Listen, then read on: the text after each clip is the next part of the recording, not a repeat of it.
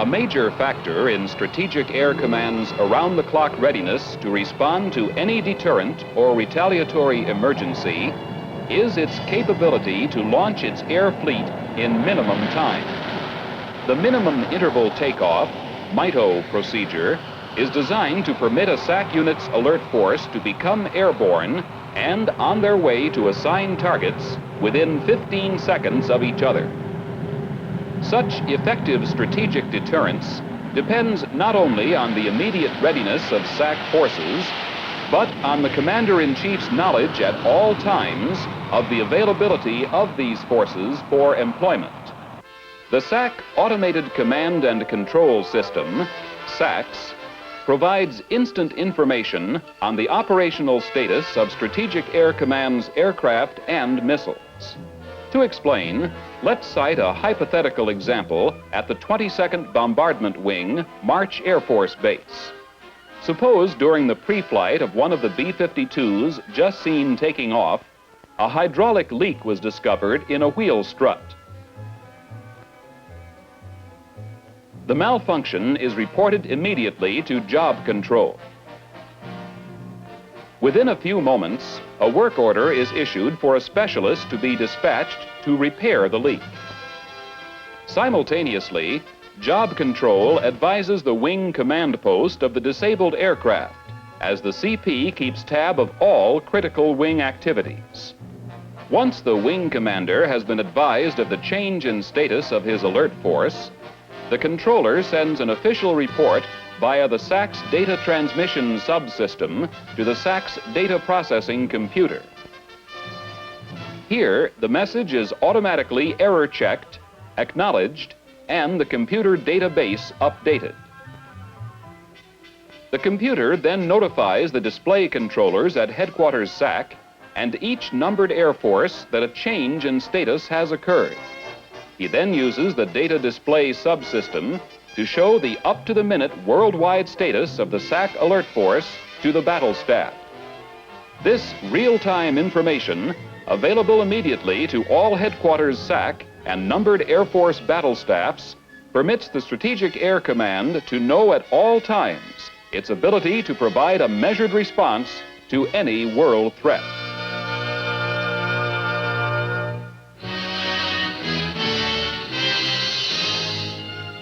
The 351st Strategic Missile Wing, Whiteman Air Force Base, Missouri, was one of the sites selected to conduct the giant plow reliability tests. Objectives were to determine the capability of Minuteman launcher closures to function after being closed for extended periods in all kinds of weather. At the test site, preparations included building a barrier of sand and dirt to prevent the door from running off its tracks when opened. A velocity meter was installed to record the data needed to determine the speed and distance traveled by the door. Giant Plow Test Director was Lieutenant Colonel Charles S. Coey. Prior to blastoff, Colonel Coey made sure that men and equipment were ready. EOD personnel were on hand to see that safety procedures were followed, both before and after the test. Everything set, Colonel Coey uses a bullhorn to relay the countdown to men outside the pad area. Inside the area, Master Sergeant Sherwood, the test director's assistant, called the countdown. On signal, the door was opened and impacted against the heavy barrier. Several angles of the action, plus one in slow motion, show more clearly how the door reacted during the test.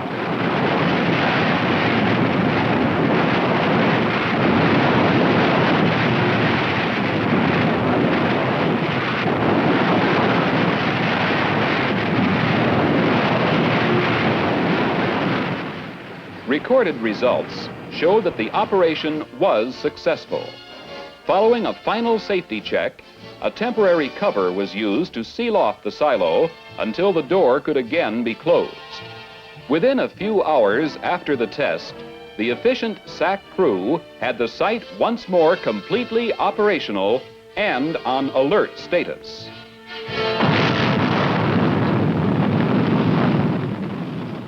With Minuteman sites on alert status, the missiles can be launched any time of the day or night. A twilight phenomenon launch occurs just before sunrise or just before sunset. In this test, the first stage separated from the three-stage solid rocket and tumbled through the atmosphere, as the second stage pushed the payload higher into space. The twilight phenomenon developed as the missile entered the upper atmosphere at approximately 200,000 feet. The gas particles and the ice crystals, which formed in the super cold environment, reflected the high-altitude sunlight. Responsibility for this operation was shared jointly by SAC and the Logistics Command. The objective of this twilight phenomenon launch, known as Project Glass Pole, was to test the performance of missile components previously exposed to extremely low and extremely high temperatures.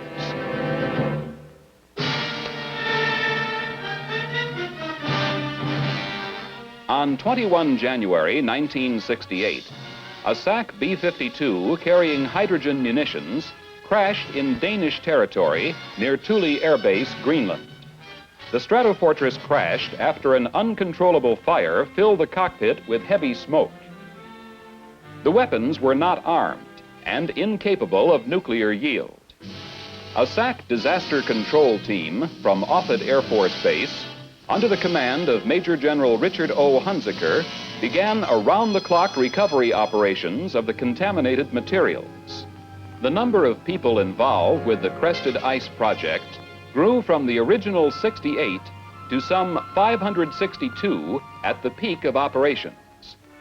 Specialists from 72 different locations were airlifted to the disaster area to support ground operations. A base camp constructed near the accident site made sustained activity possible in the hostile Arctic environment in which recovery operations proceeded. Heavy equipment plowed, piled up, and loaded the contaminated crust and debris into large steel containers for storage, shipment, and final disposition. Most of the personnel concerned with Project Crested Ice were working in an Arctic environment for the first time. The rapidity and efficiency with which all required tasks were accomplished demonstrated the high degree of professionalism of the SAC Disaster Control Team.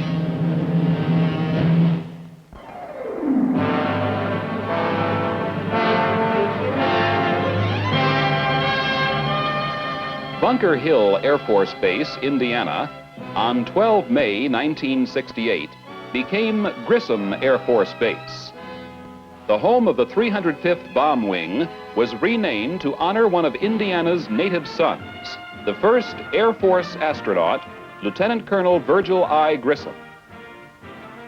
During the day of the dedication, many visitors attended the ceremony, including Colonel Grissom's widow and two sons, and his parents and brothers. Guest speaker for the occasion was Assistant Secretary of the Air Force, Mr. Thomas Nielsen, who stated, "We are changing the name of Bunker Hill not to pay less tribute to a famous revolutionary battleground, but to pay tribute to a 20th century pioneer in space exploration." Mr. Nielsen went on to summarize some highlights of the colonel's career. One of the 7 original astronauts, on 21 July 1961, he became the second American to enter space. 23 March 1965 signified a milestone in space exploration. On this date, Colonel Grissom, along with Navy Commander John Young, flew our country's first three-orbit mission in the Gemini 3, and Gus Grissom became the first man to make 2 trips into space. He was to have the honor of commanding the first Apollo flight to the moon when tragedy struck. Grissom, with 2 other astronauts, died in the flash fire which destroyed the Apollo spacecraft at Cape Kennedy during a simulated mission. The Strategic Air Command takes pride in having one of its chief installations named for the first Air Force astronaut to give his life while helping our country maintain leadership in aerospace technology. Lieutenant Colonel Virgil I. Grissom.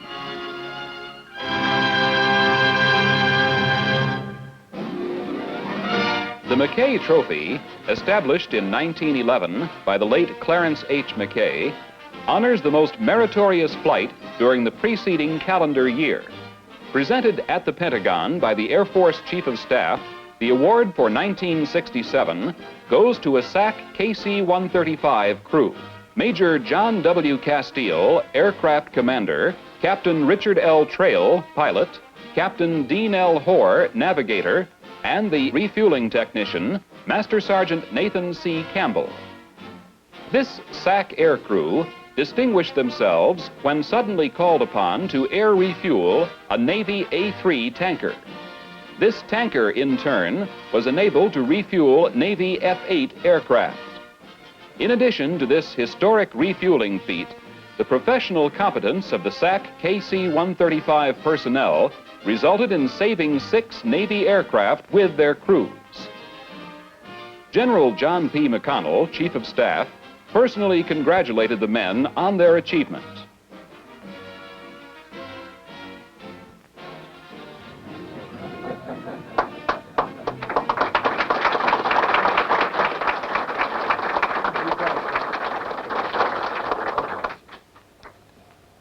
Mr. Secretary, General Lee Wade, is anyone here representing the Department of the Navy? Saving 6 airplanes, I should think that they could have sent somebody over to represent them. But I do want to take this opportunity to express my congratulations to this crew. Once again, it has been demonstrated that you can continue aircraft in flight if they're properly equipped for refueling. And sometimes you have to take extraordinary measures to keep some of them in flight. You have to put an extra refueler between the main refueler and the aircraft that need the fuel. I think this was a great thing that this crew did. And it's a well-deserved honor, and I'm delighted to have the opportunity to present these certificates, and also at this time to present the crew with the McKay Trophy, which of course is too big for you to carry around, so we keep it here and put your names on it. Thank you very much, and thank all of you for attending.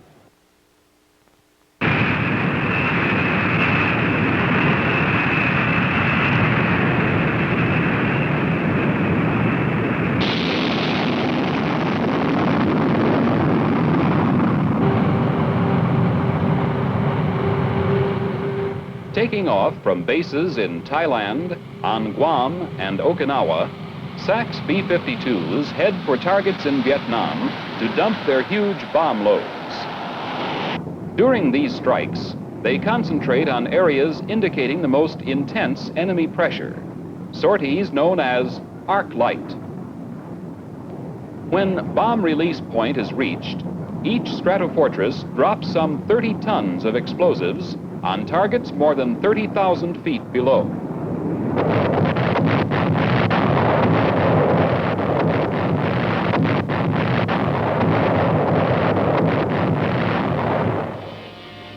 The targets show countless scars. The terrain following a B-52 assault has been described as looking as if it had been swept by a giant rake.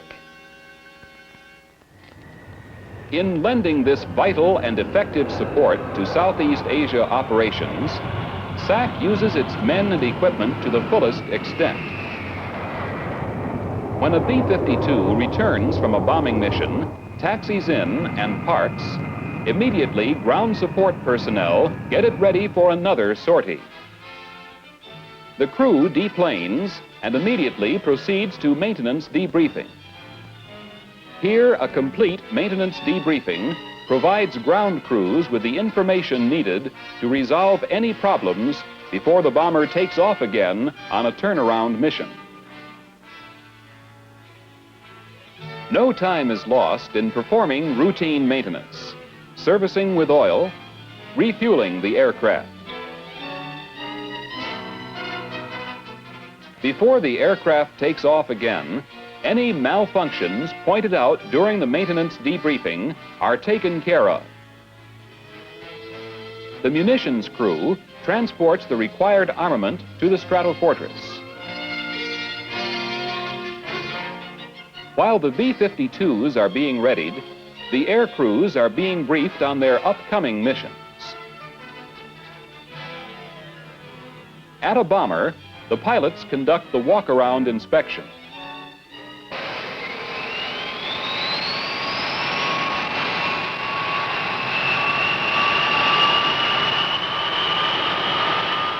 Everything ready, the B-52s taxi out and are soon on their way. Bombing accuracy and flexibility has been greatly improved in Southeast Asia since deployment of SAC's radar ground-directed bombing system. This system is known as Combat Sky Spot and is integrated into the tactical air control system. It is used by both the fighter bomber and SAC B-52s. The use of Combat Sky Spot has reduced the number of pre-planned B-52 strikes. Frequently, the bombers are launched to a predetermined point, and then they receive directions to the highest priority target from the Sky Spot controller. This procedure has greatly reduced SAC's reaction time in placing bombs on target. When hack is announced over the radio, the bombs are released. 3, 2, 1, hack!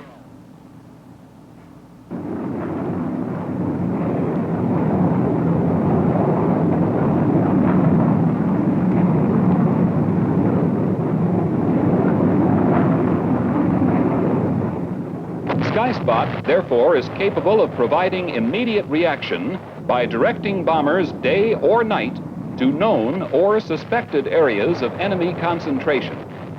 In summary, a combination of Combat Sky Spot and B-52s subjects enemy forces, supply areas, and lines of communication to constant threat, harassment, and destruction. On 29 July 1968, General Bruce K. Holloway became Commander-in-Chief of the Strategic Air Command. General Holloway replaced General Joseph J. Nazaro, whose new assignment is Commander-in-Chief, Pacific Air Forces, Grissom Air Force Base, Hawaii. Some 3,000 people looked on as the SAC Band, Honor Guard, and various Air Force officers participated in the colorful ceremony. General Holloway's personal flag was uncased, symbolizing the change of command. The General's long and distinguished record of Air Force service includes many awards and decorations. Entering the United States Military Academy at West Point in 1933, he graduated in 1937. Proceeding to flying schools at Randolph and Kelly Airfields, Texas, he was awarded pilot wings in 1938.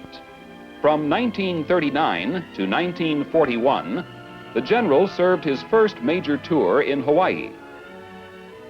Following various assignments and promotions to captain, major, and lieutenant colonel, he became a full colonel in 1943 while serving with the Flying Tigers, and later became this outfit's commander. In 1946, he commanded the Army Air Corps' first jet-equipped fighter group. performing pioneer service in the new field of tactical jet air operations. Graduating from the National War College in 1951, his promotions and responsibilities rapidly increased until in 1961, General LeMay, past commander of SAC, pinned on General Holloway's 3rd star, and he became STRICOM's deputy commander at MacDill Air Force Base, Florida. After receiving his 4th star while commanding the United States Air Forces Europe, he began his assignment as Air Force Vice Chief of Staff, serving in this capacity until becoming the SAC Commander-in-Chief. While Vice Chief of Staff, General Holloway achieved the distinction of having flown every jet in the Air Force inventory by piloting the new SR-71 on a routine test mission. When the general deplaned, due recognition was accorded him for completing a most successful flight in SAC's newest reconnaissance weapon system. Concerning his appointment, General Holloway has this to say. As the new Commander-in-Chief of SAC, I welcome this opportunity to speak to many of you for the first time and to express my views on subjects which I consider of the greatest importance to all of us. I would like to emphasize that SAC will continue its role as this nation's primary deterrent to nuclear war, that it will continue to support the Allied forces operating against the communist thrust in Southeast Asia, and that it will remain responsive to meet the needs of national policy in the future.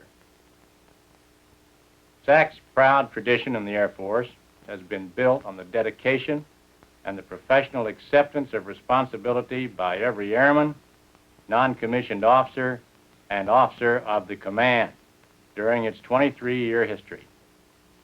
This heritage is now in our hands, yours and mine. And with your continued support, SAC will meet any demands placed on it today and build for the future. This is a hallmark of the command that I have noted, the ability to meet the challenges of today and yet prepare for those of tomorrow. In the future, we must meet our challenges with fewer and less experienced personnel, as well as a smaller portion of the Department of Defense budget. We will be using newer and more sophisticated equipment and be asked to continue demanding alert and training schedules.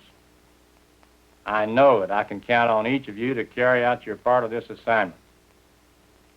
I'm especially proud to be a member of SAC, and I want to meet and talk personally with as many of you as I possibly can during the coming months.